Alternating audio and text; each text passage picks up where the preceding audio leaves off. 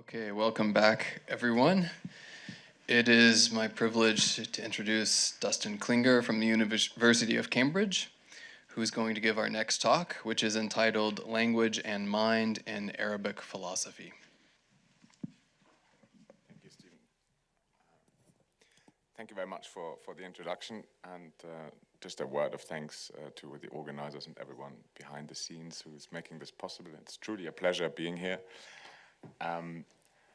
I'm going to talk about, this sounds very broad, it's not as broad as it looks, but I think Denis is an excellent diviner because I think he anticipated some of the things, and actually I think my talk is going to resonate with the things that Christoph Helmig just said, so I think they fit very well together. The question I want to think about today is how did medieval Islamic philosophers conceptualize the relationship between language and the mind? And in fact, I'm not going to look at all Arabic philosophers, but there's one particularly puzzling passage in Avicenna that I've known for a while and have never really come around to make much sense of. And what I did for this paper is to look at a range of commentaries on Avicenna in the post-classical period, and I think some of them make pretty good sense of it. So this is roughly what I want to do today. In a nutshell, I think the idea is, and I think it has to be established, that this passage is important, and I think the whole question was perceived as an important one. And I think the main problem that philosophers saw with making sense of the passage was to reconcile two views that I think were pretty widely accepted, but seen as prima facie at least irreconcilable. And the first view is the idea that for logic to be universally valid, concepts in the mind have to be the same for all people. And the other idea was that there is some substantial sense in which language has an impact on the forms of the concepts in our mind. And I think what's happening is that philosophers respond to this puzzling statement by Avicenna that we're going to read and try to achieve just this theoretical integration. So don't worry too much about the handout. I project some of the texts, some of them we won't look at, and I'll let you know when I'm talking about one of the texts there. So the way I want to go about this is I want to start with a little bit of background, and I'm going to do this by briefly talking about my recent book, just to give you some sort of space where to situate the rest of the talk. The middle part will be about Avicenna, and we want to read two passages, and the last part will be about the commentaries and how they understand the passage. So this is the book. The project in the book is to follow discussions on a specific philosophical problem, the semantic role of the copula, or the problem of predication, as it's maybe better known by for modern philosophers. And it does that by starting with Aristotle, going through the ancient commentators, trying to understand how the whole discussion, changes when during the Greco-Arabic translation movement, when it's kind of absorbed into the early and classical sort of Arabic philosophy, but then goes on to follow these stories from Baghdad east through the Persian heartlands, further east, all the way up to, in the end, Mughal India, up to the 15th, early 16th century. So that's a very unusual scope, both geographically and in terms of periodization. And the book is making a larger historical argument, which is that what we think of, or what people used to think of as the Islamic Golden Age that was supposed to end around, the end of the 12th century at the latest, or at the very latest with the fall of Baghdad and the Mongol invasions, that in fact not only was philosophical activity continuous after that, well into the Timurid and Safavid and even later periods, in the sense that a lot was being written, but that it also developed very sophisticated ways dealing with this particular problem, and in a larger sort of framework, developed a sustained interest in what we today would classify as questions pertaining to philosophy of language. So that's the historical argument of the book. And that's why I give equal weight in the first part to sort of the Greek and Greco-Arabic transformation process, and to the then to the so-called post-classical period, where a lot of the pivoted texts are still only available in manuscript, to show that something interesting is happening there. And aside from the sort of specific debates that they were having, the more general idea that there was an interest that was growing across disciplines, even in philosophy of language and questions over meaning and these sorts of things. So this is the historical argument to justify why I think it's interesting to look at these later philosophers and how they make sense of Avicenna. And it's going to also tie in with the larger developments, because I think what they're doing leads to some sort of research program, to some kind of formal semantics that then becomes codified. The question of the copula, or the problem of predication, is one way, I think, in which the question of the relation between language and mind arises. And I quickly want to explain what's happening. So in English, we need a copula to make a present tense declarative statement, or any kind of declarative statement. We need it to somehow link up our predicate with the subject. And in ancient Greek, of course, you do need it as well. It's a little more complicated. You can get by without, but usually you use the word esti or estin to link up the predicate and the subject. In Arabic, you don't do that. And if you do it, it sounds odd and is strange. So if you want to say that Socrates is wise, you just have to say Sukrat Hakim, and that has the exact same signification. So what happened is that the early translator philosophers had to translate passages from the De Interpretatione or from the prior analytics, where Aristotle talks about the word is, and both mentioning and using it, and sometimes explaining why it matters for logical analysis. So they could, of course, find translations that were totally fine to read, but when the word mattered for logical analysis, they needed a new word to kind of refer to this thing that's being discussed. So they came up with different ideas, and some of them, the early from Farabi and Avicenna, and even later, argued that Arabic is sort of deficient in a way because it doesn't fully reflect the logical structure of a proposition in language. So you need to use an extra word to make conspicuous the structure of a proposition. And the difference, of course, is that they thought, so this was what the first philosophers did. But after Avicenna, and starting with Fakhruddin Razi, at whom we're going to look later, they started to think, no, it's actually totally fine. Arabic is totally in order, because what a predicate like Hakim expresses is the attribute of wisdom as, it applies to something. So it includes the signification of the copula, and they have a whole grammatical theory to go with it. They say some words need a copula, but most of them don't, because they're morphologically derived. I won't go into the details of the Arabic here, but there's a class of words that includes the signification of the copula. And that step made them think, well, so here are the 4 levels that we have in the De Interpretatione passage that Christoph gave us.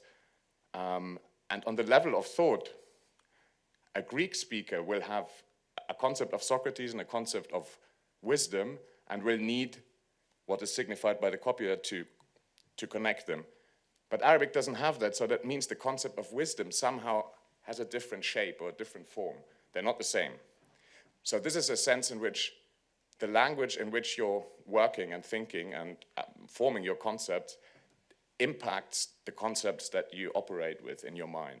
So this is one way, I think, and an important way in which the question between language and mind arises in sort of the classical period of Arabic philosophy.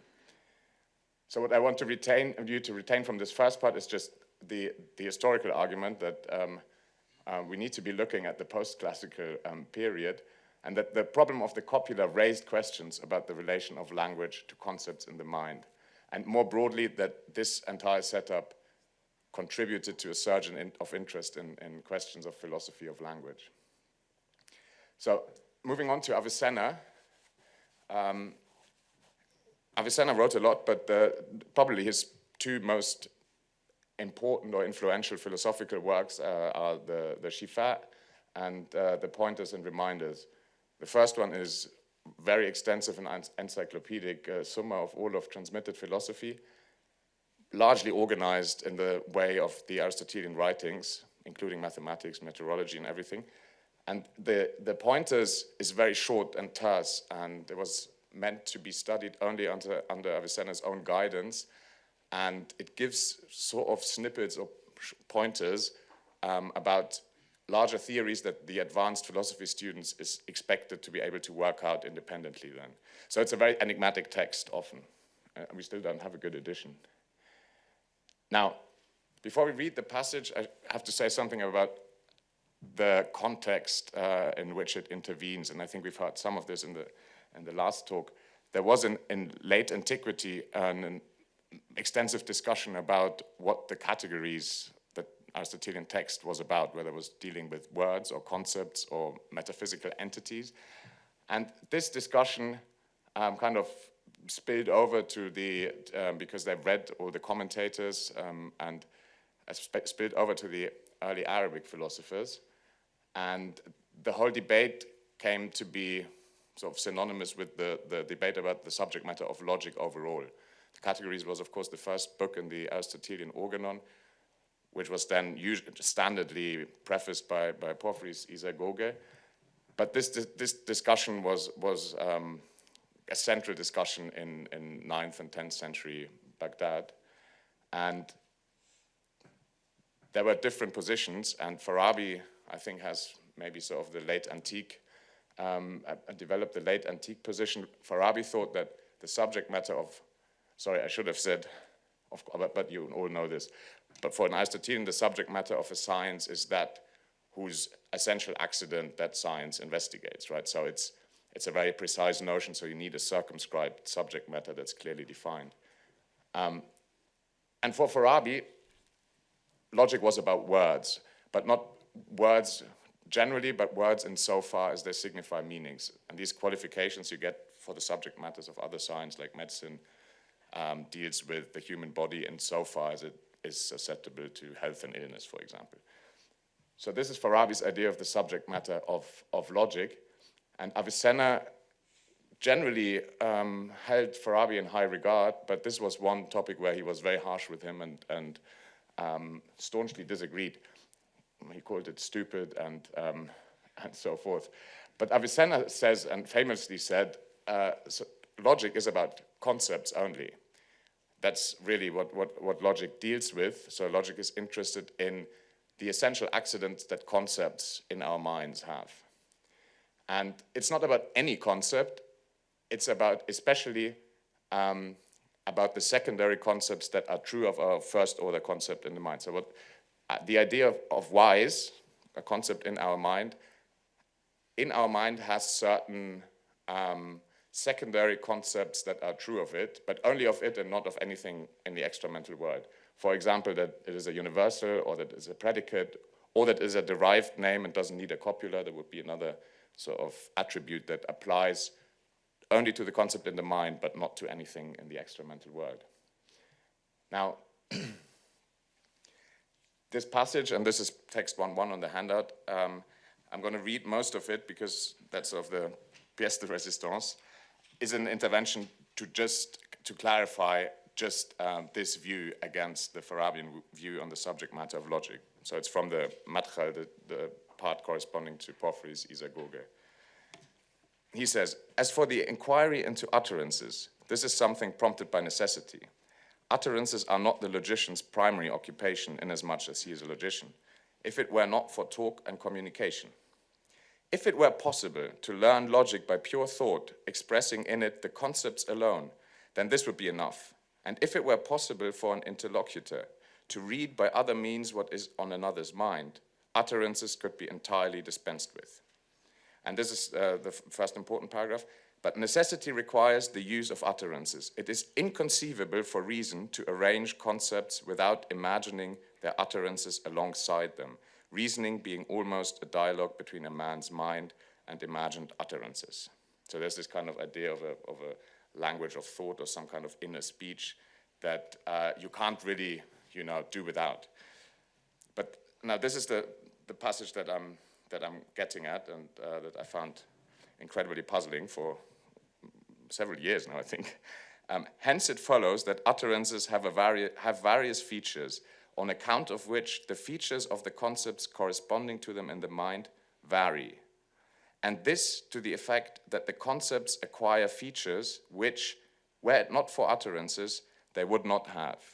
So there are two claims here.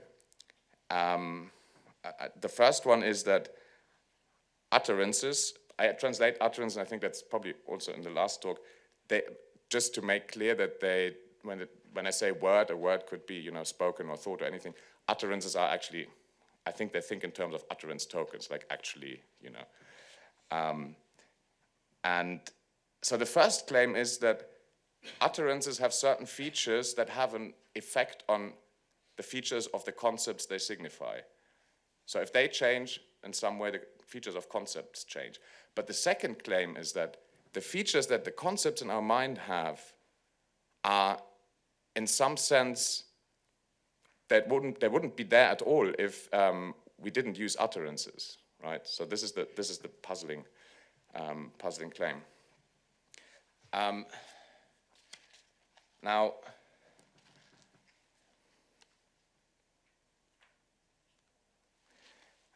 this is not just one passage that is a bit arbitrary and random. I think one reason why I believe that this was an important thought for Avicenna is that in his most influential philosophical work, the sort of enigmatic pointers and reminders, at the very beginning of the work, in the second paragraph, just after he said what logic is, briefly, he says, and this is a parallel passage, I think, because there is some relation between the utterance and the concept, and it may be that the features of the utterance have an effect on the features of the concept. That is why the logician also has to think from the perspective of the utterance as such, and insofar as it is not determined for the language of one people rather than another, except rarely. I'm not saying this is a great translation, but the point is the Arabic is also a little enigmatic, so it's unclear to me what except rarely is supposed to refer to. And so it's a little formulated in a little more cautious way. He says, ربما, he says maybe, it could be that utterances have these impacts on thought, but I think it's clearly the parallel passage to the Shifa. But it's not only an important thought in Avicenna, so it's recently been pointed out that we have a fascinating set of texts. It's a collection of questions written by students to Avicenna with the answers that he then replied. The Mubahathat, it's a very complex transmission history, but one question among them is the question on his statement that necessity summons to the inquiry into utterances, then on his statement, the logician, insofar as he is a logician, is not primarily concerned with utterances, and display that this is an evident contradiction. So Avicenna's direct students were baffled by this, and I think this is a reference to these two passages that we read. And later, Fakhruddin Razi, at whom we're going to look as well, he knew of this and refers to this exchange. He says someone wrote to Avicenna and about this question, and then there's a long answer, which I'm not going to show you because it doesn't say anything about the relationship between language and thought. It's explaining how you can have a primary objective in a science and a secondary objective without which you can't reach the primary one, and it's only in that sense necessary that you also do this as a means to. But what this shows is that Avicenna's students, this was a question that they found baffling. And the only modern commentator who has really looked at this passage I'm aware of is Abdelhamid Sabra, who was a professor of history of science at Harvard, and he was puzzled as well. He wrote, "This means that secondary concepts, the proper subject matter of logic, what I just explained, not only are reflected in language, but are generated by it. Is this so because logical concepts arise only in the context of a process, reasoning, which is dependent on language in a peculiar way? In any case, however one interprets Avicenna's words, and I am not sure I quite understand them, he seems to make a stronger claim for the role of utterances in logic than I have encountered in any writer before and up to his time." And that was pretty much my impression as well when I read this. And the three main questions to make sense of this passage that we have to find an answer to is, what are the relevant utterances Avicenna is features of utterances that Avicenna is speaking of, and what are the relevant features of concepts, and what precisely is the relation between them? There seems to be some sort of causal relation, but what does that mean? And Avicenna does nowhere, and I've looked and other people who have looked, does nowhere really explicitly explain this or give any examples, which would have been very helpful, of course. So these three questions we're going to come back to, so we can move on to the third part. And before looking at some of the commentary explanations, just 2 points. I think there were two ideas that I mentioned at the very beginning, two ideas that were both widely accepted, especially among, I think both, well, especially among peripatetic philosophers. And one is this idea of, I don't think it's a theory of meaning, but this idea of Aristotle's De Interpretatione, one where you have the four different layers, where writing signifies the utterance signifies the impression in the soul, or the affection in the soul, and which itself is a likeness of something, outside the soul. And the important thing, and Christoph already mentioned this, the important thing is the things in the outside world and the affections in the soul are the same for all. And language and writing is different depending on your community and your cultural context and whatever. And I think it was important that the concepts are the same for all, in some sense, to guarantee the universal applicability of logic. Because the extreme other end of the position, some weaker form I think was generally agreed on, but the extreme other end of this position was that espoused by grammarians or scholars who were usually hostile towards the introduction of this new Greek logic and were trained in Arabic grammar and the traditional Islamic sciences. And we have this fascinating account of a public debate before the Vizier Ibn Furat in 963, I think, where one representative, the most famous grammarian of the time, debates with one of the most famous logicians of the time, and they're asked to, debate the relative merits of their disciplines. And it's of course a literary text, and the logician is totally ridiculed and loses the debate and is made to look really silly. But the arguments of the grammarian are actually, in some sense, pretty modern in some way, and are not stupid at all. It would take too long to go through the different arguments, but I think he argues for some sort of linguistic relativism. And just one passage that brings that out is that he says, this is in the debate, and he responds to Abu Bishr al-Mattar, and he says, "Logic was devised by a Greek man based on the language of his people and their specific use of it. and in accordance with their knowledge of its grammatical conventions and forms. Why then should Turks and Indians, Persians and Arabs study logic, heed its verdict and judgment, and accept what it indicates and discard what it rejects?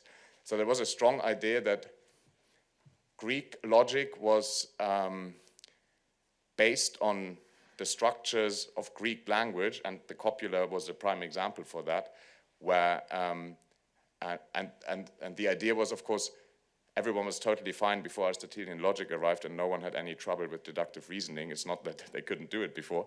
So the idea was what they're doing, and you see this still today sometimes, what they're doing is really they're creating a new language to do something that we've been totally fine doing before.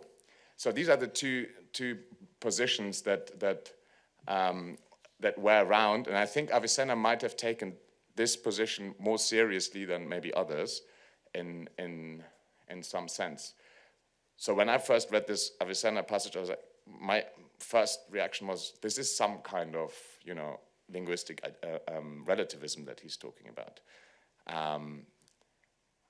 So how can we reconcile these two views? Just a word about post-classical Arabic philosophy, just because usually people don't know any of the names, and it's something that's really only starting to be done more systematically in the last two or three decades, maybe, two really.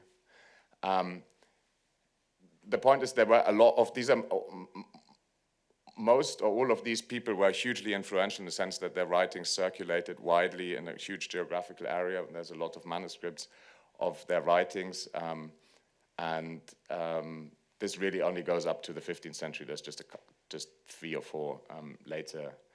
These are the ones that I look at my book. This just to show you the commentaries that I combed through for this paper. So it's the first Isharat commentary by Fakhreddin Razi, and then one by Nasiruddin Tusi, who's the famous astrologer who ran the Marara Observatory, and then someone who's very little known outside the field, Shamsuddin Samarkandi, who dies in the 14th century. So, and I've looked at these 3 commentaries on the short passage that we read, because there are no commentaries on the cure until much later. So this was the only way to understand what later philosophers think about this particular thought. Now, for those who have never heard the name of Fakhreddin Razi, he is probably, I'd say, for whatever it's worth, making these comparisons, but I think in terms of influence, he's probably like Thomas Aquinas or something. He was hugely influential for the later not only Sunni Islamic intellectual history in general, and played a somewhat comparable role in kind of integrating Aristotelian Avicennan philosophy into theology at the time. He dies in 1210. He's best known for his immense Quran commentary, but he also wrote the first full-length commentary on Avicenna's pointers. And I think what he does in his commentary on this passage is 3 crucial moves. So the first is that he firmly roots the passage in the Aristotelian theory of meaning of the De Interpretatione, which already sets the tone that concepts in our minds can't be different. They're the same for all, because they're impressions in the soul from outside things that are also the same. So this sets the tone. And then he interprets the passage in light of Avicenna's sophistical refutations, and that's something that I didn't think of even looking. I think the reason he knows his Avicenna better than I do, but the reason he does that, there's a lot of examples that seem to fit just this description. And these are, of course, examples of lexical fallacies. And lexical fallacies happen usually when you have a failure of reference with your words, or ambiguity, or these kinds of things. And the third move is that he distinguishes between features of utterances that are common to all language, all possible languages even, and features of utterances that are specific to a specific language.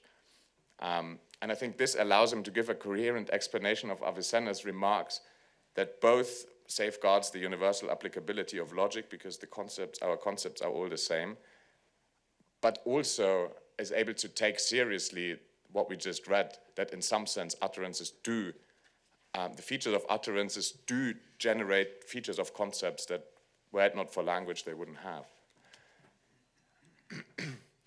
So, going through our questions, what's the relation between utterance and concepts?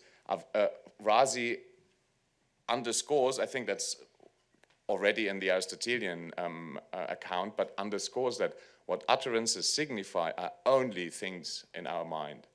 They don't signify anything extramental, right? And his argument for that is, you know, and that's text 3.1. His argument is that when you see something from a distance, you think, oh, there's a rock. And then you get closer and then you see, oh, it's hopping around. So, oh, I think it's a bird. And then you get closer and say, oh, no, it's a human. It's a human being. This is supposed to bring out that because at every stage you think you are referring to something in the world and are then disproved by your senses that I don't know whether it's a good argument, but I think he uses this to bring out that what we really refer to in the first place is the ideas, the concepts in our mind, we have in our mind, and not to anything extramental. And why is this important? This is important because this is the reason why you can get all these failures of reference and problems of ambiguity that are being laid out in the sophistical refutations. So the second question, what are the relevant features of utterances? So he then goes to sends us to the sophistical refutations, and I went there and read it, and there's a couple of examples that I think Razi is thinking of. So 3.2, he explains what features of utterances have an effect on features of concepts. And I think what he refers to here is, I think it's an acceptance of the principle of compositionality, which states that the meaning of an expression or complex expression is determined not only by the constituent parts, but also by the rules or the form in which they are combined. And this can lead to lexical fallacies, because the example Avicenna gives is when you say Imrul Kais is a good poet, and you say Imrul Kais is good, good seems to mean different things in both instances. And this goes both ways. And I think this is what Fakhruddin Razi means when he says it refers to cases where what is true for utterances individual is not the case if they are taken together and the other way around. So I think some of the relevant features of utterances that Razi thinks Avicenna has in mind are those that are acquired in the context of a sentence. What are the relevant features of concepts then? So there are several examples, but so this is in Arabic now, but I'll explain it. But this, I think, is an example that Razi might have thought, you know, shows what the features of concepts are. So if you say in Arabic, Ghulam Hassan, without any diacritical marks, it means boy and good, but it doesn't really, it's not a sentence really. So the concepts are being referred to, but once you add diacritical marks, and there are different ways you can do this, it can mean very different things. So it can mean Ghulamun Hassanun means a good boy, and if you say Ghulamu Hassani, then Hassan can't be a predicate, and Hassan, of course, is a name, so what it then means is Hassan's boy. Now, I think what this is supposed to bring out is that the features of the concept signified by these two things that are relevant for logic are, for example, that the first one is an indefinite concept, and the second one is a definite concept, and that is a relational concept. And these kinds of things, the concepts wouldn't have if you only saw the first unvocalized bit. So, and then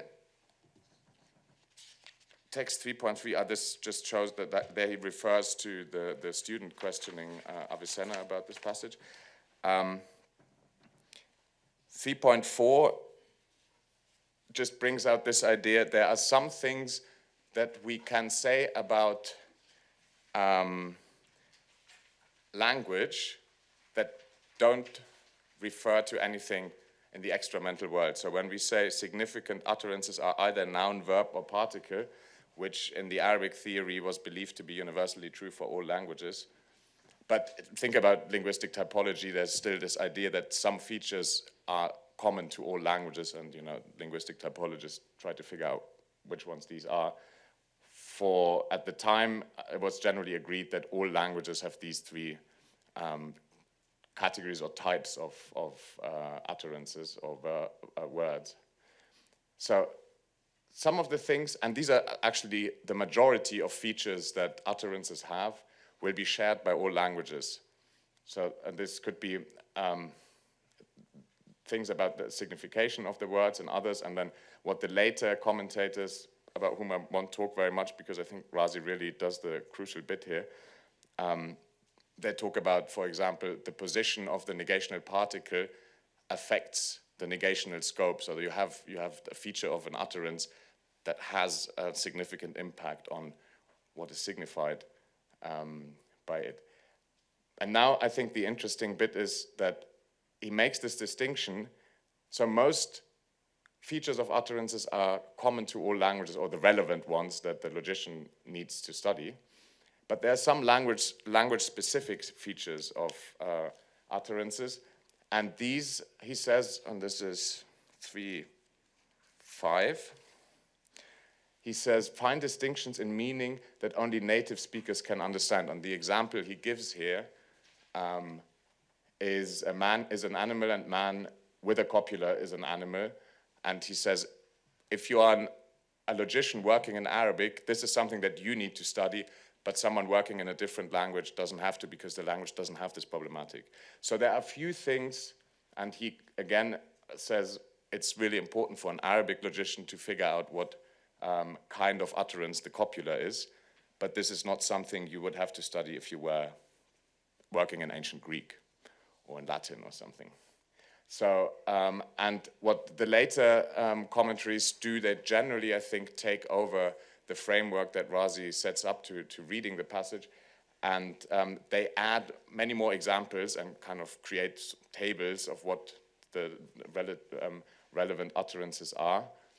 And they do emphasize, several of them emphasize the idea that we started with, that the reason for all this is that we just can't help imagining words when we reason, or when we, and that's the underlying sort of reason why the logician needs to study that. So, yeah. So let me quickly compare this to where we started.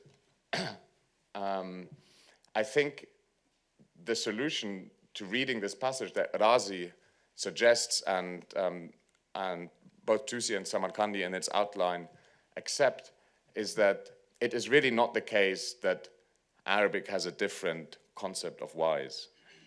The concept is exactly the same across all languages. But what the logician needs to study are the secondary concepts true of wise, and many of them, if not all, depend on certain features that an utterance has. So examples would be, and these are of course not exhaustive, the left ones are universally applicable to all languages, and the right ones are specific to languages. But these would be, if you have the utterance hakim, so any logician would have to study the fact that this is in Arabic, it's a noun, an ism, and that it is said of many, and other such features or properties that the logician working in Greek would also have to investigate. The Arabic logician would have to also consider that it's a derived name and includes the signification of the copula.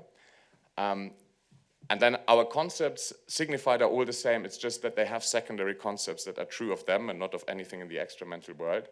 And the corresponding concepts to noun would be there's no signification of time.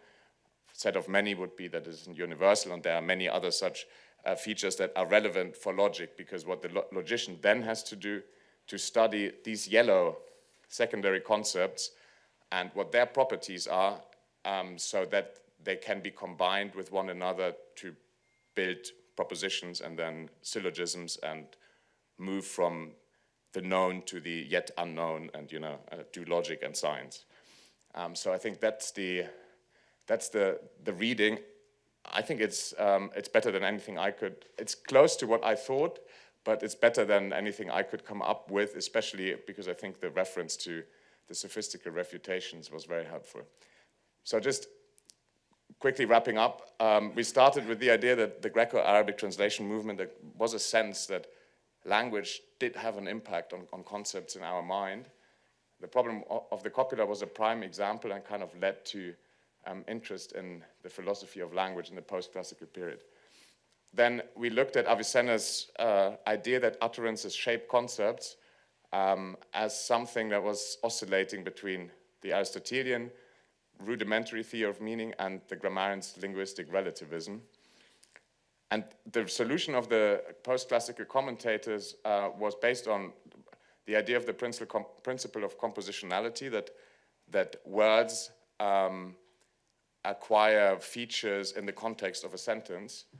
The idea that the concepts are the same for all, but that they acquire secondary attributes once couched in language.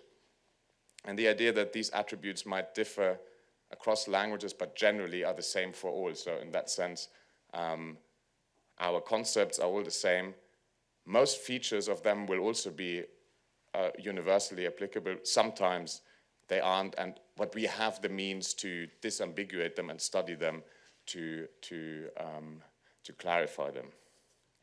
And just so to situate this, so the language and mind is sort of close to natural philosophy. The next step would be to look more at psychology and how they all think about concept acquisition. And but just one thing I wanted to mention, this is what I'm currently doing, but the British Academy project as a theories of meaning in post-classical Arabic philosophy. And I think the research, or what Razi describes, what the logician has to do, is pretty much what a new science that comes to be codified in the 14th century. It's called ilm al-wad, difficult to translate, but it's some sort of fundamental semantics. And I think it's a lot of what Razi says the logician has to do is what these semanticists are doing, which becomes a very sizable body of literature in the 15th and 16th century.